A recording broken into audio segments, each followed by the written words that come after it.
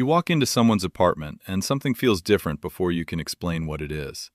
There is no music, no expensive furniture, nothing particularly impressive, just a clean kitchen, a bed that has been made, shoes in their place, a table with almost nothing on it, and somehow your body relaxes. Now imagine the opposite.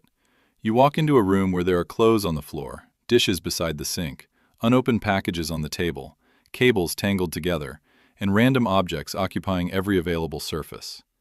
Nothing is technically wrong, but after a few minutes you feel strangely tired. Why? Why can a pile of clothes make some people feel almost physically uncomfortable, while someone else can sleep peacefully next to it? And why do some people clean their homes even when nobody is coming over?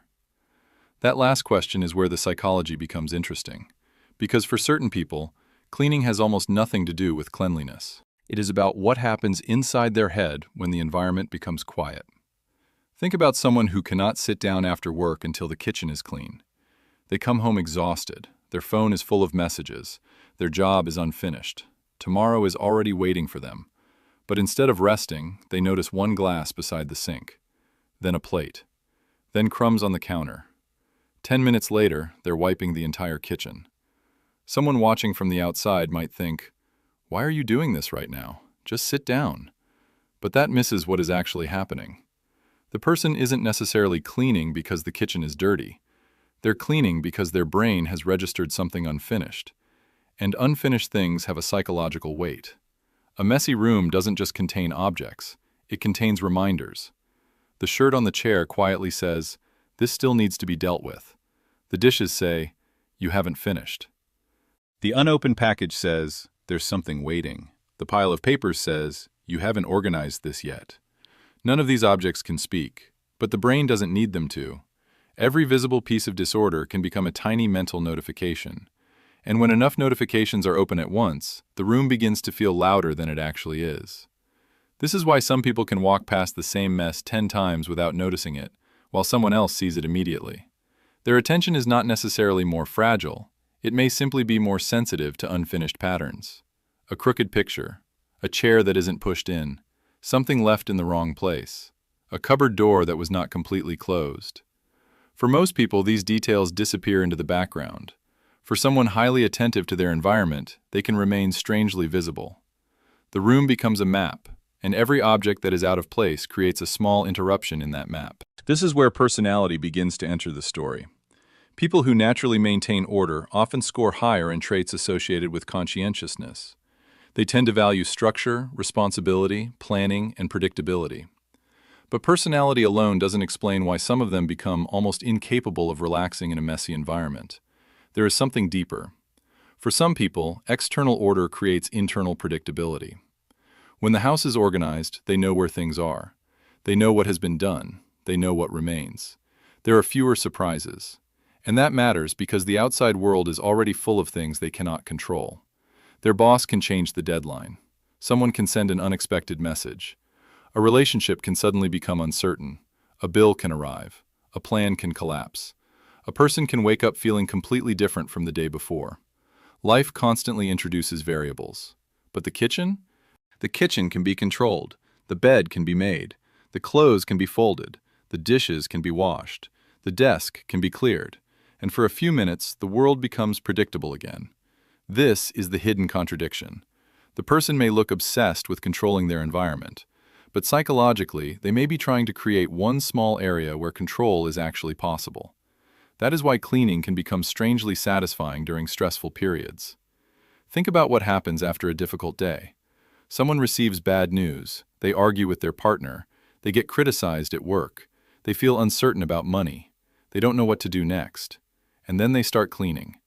Not because the floor suddenly became more important than their problem, because the floor is a problem with an answer.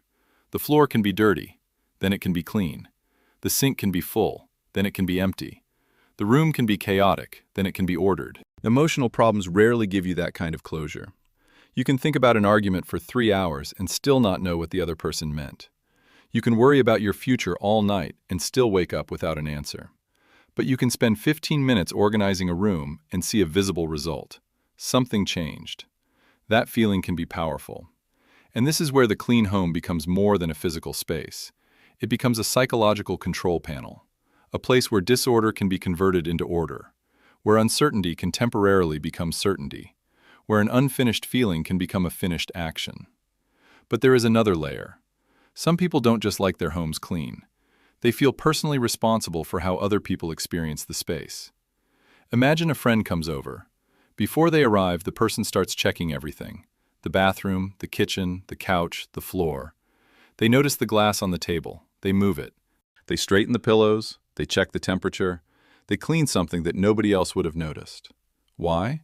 Because the home isn't experienced only as their own environment. It becomes a message. I prepared this place for you. I want you to feel comfortable here. I don't want you to feel neglected. For some people, hospitality is expressed through physical details rather than words. A clean kitchen can mean care. Fresh sheets can mean care. A stocked refrigerator can mean care. The person may never say, "I was thinking about you." Instead, they make sure you have somewhere comfortable to sit. This is why cleanliness can sometimes be connected with a strong sense of responsibility toward other people. The home becomes an extension of the person's identity. And that creates another interesting psychological reaction. When someone destroys that order, it can feel strangely personal. A child leaves toys everywhere. A partner throws clothes on the floor. A roommate leaves dishes in the sink. The reaction can seem disproportionate. It isn't just, "There's a plate here." It can feel more like, "I created order and someone just ignored it." That distinction matters, because the emotional reaction is no longer about the object. It's about meaning. The mess can represent disrespect, carelessness, loss of control, or the feeling that nobody else sees the effort required to maintain the environment. And suddenly, an argument about dishes isn't really about dishes. It is about whether the person's effort matters. This is also why some extremely organized people become uncomfortable when someone else cleans for them. It sounds strange. Shouldn't they be happy? Sometimes, no. Because they are not only attached to the result, they are attached to the process. Cleaning gives them a sense of completion. Someone else doing it removes the process while leaving the emotional need untouched. The room is clean, but the internal tension may still be there. And now we reach the part that changes the entire interpretation. A person who constantly cleans is not automatically disciplined. They are not automatically controlling. They are not automatically anxious either. The same behavior can come from completely different psychological mechanisms. One person cleans because they enjoy structure. Another cleans because clutter genuinely overwhelms their attention. Another cleans because order gives them a sense of control when life feels uncertain. Another cleans because taking care of the home is how they express love. And another may clean because sitting still forces them to think about things they would rather not think about. That last one is darker. Sometimes productivity can become avoidance. Imagine someone has had a terrible week. They finally have an empty evening. No work, no obligations, nothing demanding their attention. They could sit on the couch. But the moment they stop moving, their thoughts become louder. So they find something to clean. The bathroom needs attention, then the kitchen, then the closet, then the desk. 3 hours later, the entire apartment looks perfect. But the problem that existed before the cleaning is still there. The person didn't solve it. They simply gave their mind something concrete to do. This is the difference between cleaning because you want order and cleaning because you cannot tolerate stillness. From the outside, both people look identical. The apartment is spotless. But psychologically, they are living in completely different worlds. One is creating peace. The other may be escaping the absence of it. And that is why the cleanest person in the room is not always the calmest. Sometimes the most organized environment is built around the most chaotic internal experience. This doesn't make cleanliness fake. It makes the behavior more interesting. Because humans rarely do things for one reason. A person can genuinely love cleanliness and still use it to manage stress. They can enjoy organization and still fear uncertainty. They can care about guests and still feel uncomfortable when things are out of place. Human behavior is usually layered. The visible behavior is only the surface. The deeper question is what emotional state the behavior creates. Watch what happens when the cleaning is finished. The floor is clear. The dishes are gone. The bed is made. The lights are low. Nothing is demanding attention. For some people, that moment feels almost like silence after a loud concert. Their shoulders drop. Their breathing changes. They can finally sit down. And that reaction tells you something important. Maybe they were never chasing a perfect home. Maybe they were chasing the feeling that arrives when nothing is asking anything from them. The clean room becomes a boundary between them and the unfinished world.